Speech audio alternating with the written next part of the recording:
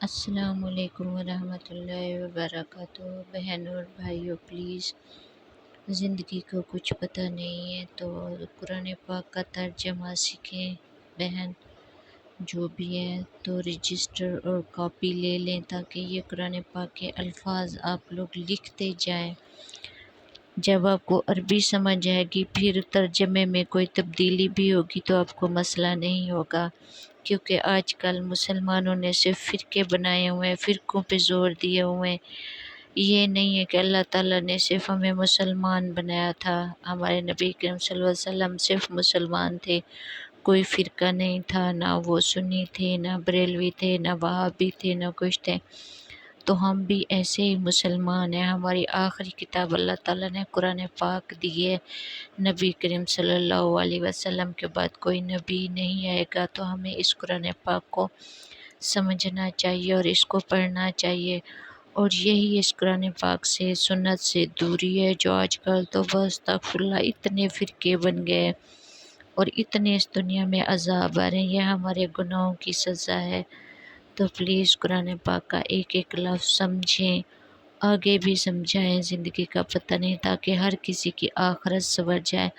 جب ہم خود پڑھیں گے، آگے کسی کو سمجھائیں گے، کوئی ایک بندہ بھی اگر سیدھے راستے پہ آ جاتا ہے، قرآن پاک اور سنت کو سمجھ جاتا ہے، تو اس کا ہمیں آخرت تک ثواب ملتا رہے گا۔ ہم اس دنیا میں جو کچھ کھاتے ہیں پیتے ہیں، جو کچھ کرتے ہیں، یہ کام نہیں آئے گا، مال زر کچھ بھی کام نہیں آئے گا۔ جو کام آئے گا وہ آخرت کی زندگی ہوگی۔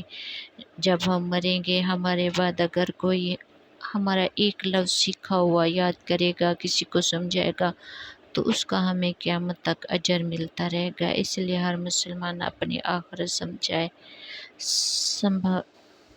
اور انشاءاللہ نیکی کے راستے پر چلے۔ جزاک اللہ خیر۔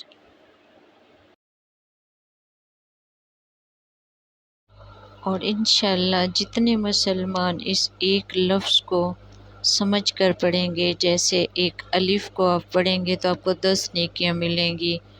جب آپ اس کو ترجمے کے ساتھ سمجھیں گے تو آپ دیکھیں الف لام میم تو 30 نیکیاں ہوگی۔ یہی آپ خود پڑھیں اور آگے لوگوں کو سمجھائیں تو آپ کو اس کا قیامت تک اجر ملتا رہے گا۔ اور جیسے انشاءاللہ میں ادھر پڑھا رہی ہوں، اگر یہی آپ لوگ سمجھتے رہیں اور آگے سمجھاتے رہیں، اللہ کے حکم سے مجھے بھی اور آپ لوگوں کو بھی قیامت تک اس کا اجر ملتا رہے گا۔